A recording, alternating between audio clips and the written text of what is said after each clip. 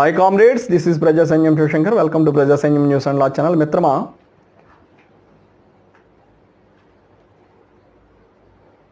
Jurisprudence and legal థియరీలో భాగంగానే basics మనం చెప్పుకుంటూ అందులో భాగంగానే some principles and doctrines that form part of law, some principles and doctrines that form part of law. అటువంటి principles ఏంటి, డాక్ట్రిన్స్ ఏంటి అన్నది మనం చూసుకున్నట్లయితే కొన్ని ఇంపార్టెంట్ ప్రిన్సిపల్స్ కొన్ని ఉన్నాయి ఇక్కడ. Mens rea, privity of contract, ex turpi causa non oritur actio, fault.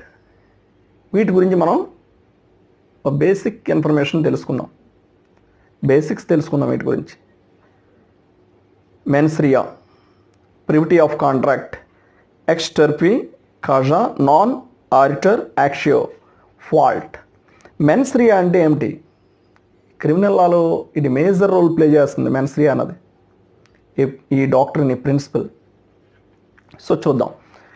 Mens rea, it is a cardinal principle of law. It is a cardinal principle of law. Mens rea means mental element or evil intent or guilty mind. నేరపూరితమైనటువంటి mind కలిగి ఉండడం, mental element or evil intent కలిగి ఉండడం. అంటే చెడు చెయ్యాలి, తప్పు చెయ్యాలి, నేరం చెయ్యాలి అనేటటువంటి mental element, evil intent, guilty mind కలిగి ఉండడం. దాన్నే మెన్స్ రియా అంటాం. It may be defined as the mental element necessary to constitute criminal liability. ఒక నేరం చేశాడు అని చెప్పి నిరూపించడానికి మెన్స్ రియా అనేటటువంటి మెంటల్ ఎలిమెంట్ కూడా ఒక ఇంగ్రీడియంట్ అవుతుంది.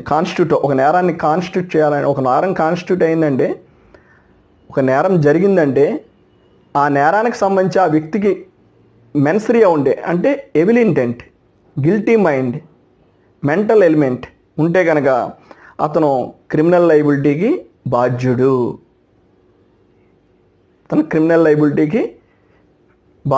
అతను అఫెండర్ అవుతాడు, అతను ఫేస్ చేయాల్సి ఉంటుంది కేసు. సో మెన్స్ రియా అంటే ఈ mens rea, evil intent, mental element, guilty mind లేకపోతే అతని క్రిమినల్ లయబిలిటీ ఉండదు. అంటే ఒక పొరపాటున ఒక వస్తువుని తీసుకువెళ్ళడం, ఉద్దేశపూర్వకంగా ఒక వస్తువుని దొంగిలించడం. This is the major difference between criminal liability, non criminal liability. So అంటే పొరపాటున ఒక వస్తువుని మనం పట్టుకెళ్ళినప్పుడు అది థెఫ్ట్లోకి రాదు, ఉద్దేశపూర్వకంగా దొంగిలించికి తీసుకెళ్ళినప్పుడు అది థెఫ్ట్ అవుతుంది. సో మెన్స్ రియా అంటే ఆ మెంటల్ ఎలిమెంట్, ఆ గిల్టీ మైండ్, అదేవిధంగా ఎవిల్ ఇంటెంట్ మనం కలిగి ఉంటే కనుక అది అఫెన్స్లోకే వస్తుంది. సో ఈ క్రిమినల్ లయబిలిటీ అనేది మెన్స్ రియా ఉంటే కనుక ఖచ్చితంగా క్రిమినల్ లయబిలిటీకి మనం అప్లికబుల్ అవుతాం. సో ఇది ఒక cardinal principle of law. Mens rea means mental element or evil intent or guilty mind. It may be defined as the mental element necessary to constitute criminal liability. According to mens rea means an intention to do forbidden act. అంటే ఏదైతే ఒక నిషేధించబడినటువంటి చర్యను మనం పాల్పడతామో ఆటోమేటిక్గా మనకు men's Riya ఉన్నట్టే. నిషేధించబడినటువంటి ఈ పని నేరము అని తెలిసి కూడా మనం చేస్తే ఆటోమేటిక్గా అది నేరమే. Mens rea means an intention to do అంటే ఒక నిషేధించబడినటువంటి చర్య చేయాలనేటటువంటి ఒక ఇంటెన్షన్ కలిగి ఉండడం. లా ఏదైతే నిషేధించిందో ఒక యాక్ట్ని, ఆ యాక్ట్ని మనం చేయడాన్నే మెన్స్ రియా, అటువంటి ఇంటెన్షన్ కలిగి ఉండడాన్నే మెన్స్ రియా అని చెప్పేసి అనడం జరుగుతుంది. The term mens rea is not defined in the penal code. Mens rea అన్న ఈ టర్మ్ని అసలు పేనల్ కోడ్లో ఎక్కడా డిఫైన్ చేయలేదు, ఐపీసీలో ఎక్కడా డిఫైన్ చేయడం జరగల. It is expressed in the Latin maxim. అది ఒక లాటిన్ మ్యాక్సిమ్లో ఎక్స్ప్రెస్ చేయబడింది. Actus non facit reum nisi mens sit. ఇది మెన్సిట్ రియా అంటే ఇది ఒక Latin maxim. Actus non facit reum nisi mens sit rea as a fundamental principle of penal liability. ఇది ఒక fundamental principle of penal liability. అంటే మనం ఒక నేరానికి బాధ్యత వహించాలంటే ఖచ్చితంగా ఈ ప్రిన్సిపల్ ఉంటే కనుక, ఈ ప్రిన్సిపల్ అప్లికబుల్ అయితే మనం ఆ నేరానికి బాధ్యత వహించాల్సిందే. So it means intent and act both must constitute a crime. ఒక ఇంటెంట్ యాక్ట్, ఒక నేరం చెయ్యాలి అన్న తలంపు మైండ్లో ఉన్నంత మాత్రాన మనం నేరం చేసినట్టు కాదు. నేరం చెయ్యాలన్నటువంటి ఆ తలంపు మైండ్లో ఉండి దాన్ని అమలుపరచడానికి ఒక యాక్ట్, ఒక చెయ్యి చేస్తే కనుక అది క్రైమ్. ఫర్ ఎగ్జాంపుల్, ఒక వ్యక్తిని చంపాలని మైండ్లో ఉంది, అది it is an offence, it is not a crime. చంపేశాడు అంటే మైండ్లో ఉన్నటువంటి ఎవిల్ ఇంటెంట్ని, గిల్టీ మైండ్ని, అదేవిధంగా అతని మెంటల్ ఎలిమెంట్ని ఆపరేట్ చేసాడు. చేసినప్పుడు ఇట్ కాన్స్టిట్యూట్ అన్ అఫెన్స్, ఒక నేరాన్ని కాన్స్టిట్యూట్ చేస్తున్నాడు అతను. సో అది క్రైమ్ అవుతుంది. ఆ వస్తువు నేను దొంగిలింతే బాగుండు అనుకుంటాం, మనం మనసులో అనుకుంటాం, కానీ అది అఫెన్స్ కాదు. కేవలం ఒక మెంటల్ ఎలిమెంటు, గిల్టీ మైండ్ ఉంటే మాత్రమే క్రైమ్ అనేది కాన్స్టిట్యూట్ కాదు. ఆ ఇంటెంట్, గిల్టీ మైండు, ఆ మెంటల్ ఎలిమెంటు, ఆ యొక్క guilty mind, mental element, evil intent, వీటితో పాటు ఆ యాక్ట్ కూడా ఉంటే, అక్కడ ఆ చర్యకు మనం పాల్పడితే, అతను ఏదైతే ఆలోచించాడో ఫర్బిడెన్ బై లా, ఏదైతే చట్టం నిషేధించినటువంటి ఒక యాక్ట్ చేయాలని అతను ఆలోచించాడో, ఆ యాక్ట్ని ఆపరేట్ చేయడం కోసం ఏదైతే యాక్షన్ తీసుకున్నాడో, యాక్షన్లో పార్టిసిపేట్ చేశాడో, ఆపరేట్ చేశాడో, అది క్రైమ్ అవుతుంది. అప్పుడు క్రైమ్ కాన్స్టిట్యూట్ అవుతుంది.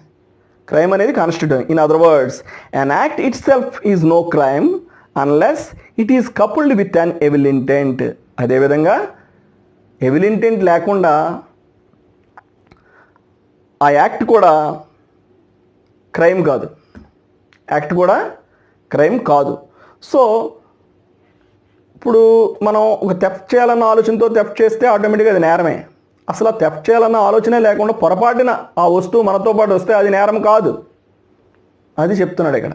అదేవిధంగా for a person to be held guilty of a crime, ఒక వ్యక్తి కనుక ఒక క్రైమ్కి నేరారోపణ చేయబడితే, it is necessary that he had an intention to do it. ఆ నేరం అతను చేయాలన్నటువంటి ఆ తలంపు ఉండాలి. For the person to be held guilty of theft, it should be established that he had an intention to steal. ఒక theft కనుక ఒక వ్యక్తి పాల్పడితే, ఆ థెఫ్ట్ పాల్పడాలన్నటువంటి ఇంటెన్షన్ కూడా అతనికి ఉండి తీరాలి. ఖచ్చితంగా ఒక వస్తువును దొంగిలించాలనుకుంటేనే ఆ వస్తువును అక్రమంగా అతను తీసుకోవడం జరుగుతుంది. పొరపాటుని తీసుకుంటే అది థెఫ్ట్ కాదు. పొరపాటుని అనుకోకుండా కొన్ని వస్తువులతో పాటు ఆ వస్తువు కూడా కలిసి వచ్చేసినప్పుడు అది థెఫ్ట్ కాన్స్టిట్యూట్ కాదు. ఆ గిల్టీ మైండ్ అతనికి లేదు. అతని వస్తువు కాదు అని తెలిసినప్పుడు అతను రిటర్న్ చేయగలడు దాన్ని. ఒకవేళ తెలిసి కూడా ఆ వస్తువుని అతని దగ్గరే ఉంచేసుకుంటే కనుక అది థెఫ్ట్లోకి వస్తుంది. తెలిసి కూడా ఆ వస్తువుని అతని దగ్గర ఉంచేసుకుంటే కనుక అది థెఫ్ట్లోకి వస్తుంది. ఇది మెన్సరియా గురించి. ప్రివిటీ ఆఫ్ కాంట్రాక్ట్ గురించి మనం చెప్పుకున్నట్లయితే, it is general rule that a person who shoes upon a contract must be the promise or must have some legal interest in the undertaking. ఒక కాంట్రాక్ట్లో పార్టిసిపేట్ చేసినప్పుడు, ఒక కాంట్రాక్ట్ అనే దాన్ని, it is general rule that A person who shoes upon A contract must be promise and must have some legal interest in the undertaking. ఒక కాంట్రాక్ట్కి సంబంధించి ఒక అంటే ఒక కేసు ఫైల్ చేయాలంటే అందులో ఒక ప్రామిస్ ఉండాలి, ఒక అండర్టేకింగ్ ఉండాలి. సో ఆ కాంట్రాక్ట్లో పార్టీస్ అయి ఉండాలి. థర్డ్ పార్టీ షూ చేయడానికి, అంటే షూ చేయడం అంటే కేసు వేయడం. థర్డ్ పార్టీ కేసు వేయడానికి కుదరదు. ఆ కాంట్రాక్ట్లో ఉన్నటువంటి వ్యక్తులు మాత్రమే వైలేషన్ ఆఫ్ కాంట్రాక్ట్ జరిగినప్పుడు ఒకరి రైట్స్ని ఒకరు ప్రొటెక్ట్ చేసుకోవడం కోసం వారు షూ అంటే కేసుని ఫైల్ చేసుకోవచ్చు.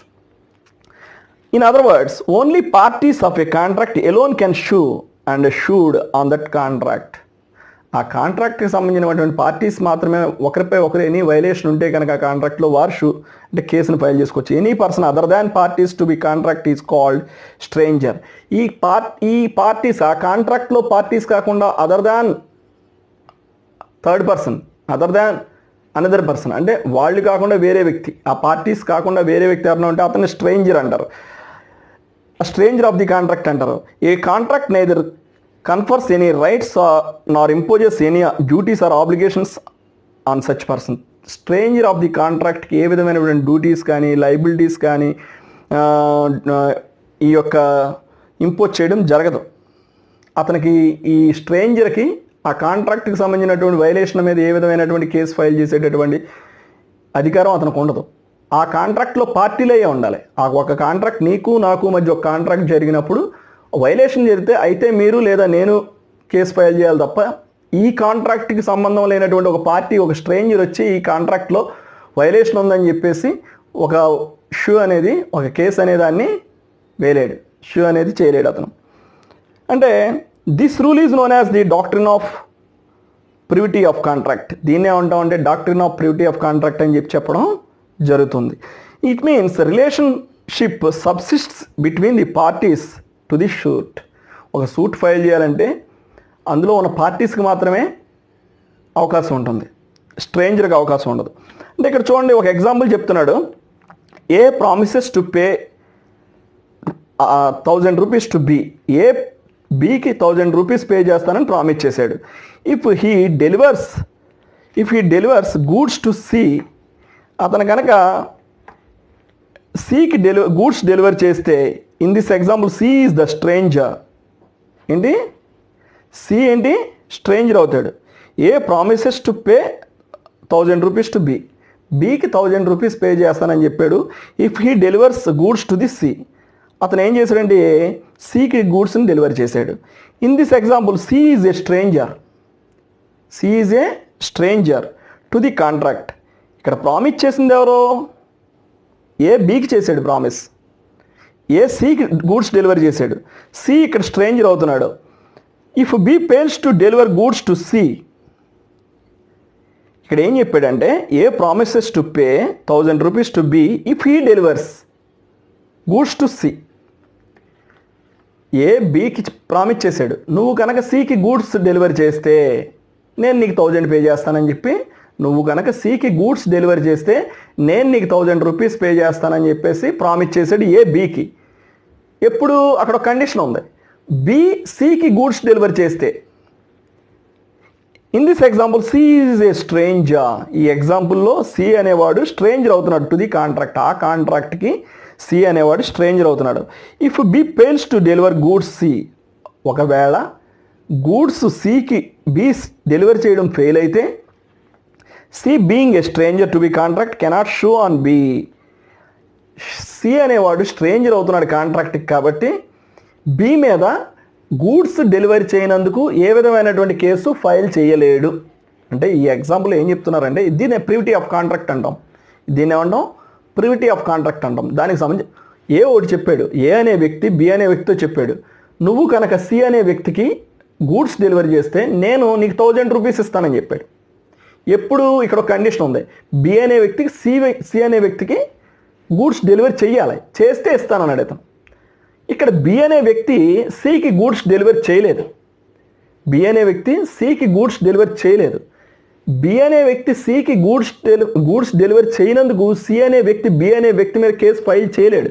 ఎందుకంటే సి అనే వ్యక్తి స్ట్రేంజర్. ఇక్కడ పార్టీస్ ఆఫ్ ది కాంట్రాక్ట్ ఎవరంటే A and B. Parties of the contract A and B. వాళ్ళ దగ్గర ప్రామిస్ ఉంది, ఆ కాంట్రాక్ట్ మధ్య వాళ్ళకి ప్రామిస్ ఉంది అక్కడ. అదేవిధంగా ఒక అండర్టేకింగ్ లీగల్ ఇంట్రెస్ట్ ఉంది, సికి ఇక్కడ ఏమీ లేదు. సో సి అనేవాడు ఆ కాంట్రాక్ట్లో స్ట్రేంజర్ అవుతున్నాడు కాబట్టి సి అనేవాడు ఏ మీద ఏ విధమైనటువంటి కేసు ఫైల్ చేయలేడు. This is the privity of contract. Privity of contract. Consequences of the privity of contract మనం చెప్పుకున్నట్లయితే a person who is not party cannot sue though the contract is create or entered into for his benefit. C అనే వ్యక్తి benefit కోసం ఈ contract enter అయినప్పటికీ కూడా C అనే వ్యక్తి ఏ విధమైనటువంటి కేసు ఫైల్ చేయలేడు. ఎందుకంటే అతను స్ట్రేంజర్ ఆఫ్ ది కాంట్రాక్ట్. యాక్చువల్గా ఇక్కడ గూడ్స్ డెలివరీ అయితే బెనిఫిట్ ఎవరికి? సీకే కదా. బెనిఫిట్ ఇక్కడ సీకి ఉన్నప్పటికీ కూడా హీ ఈజ్ ద స్ట్రేంజర్.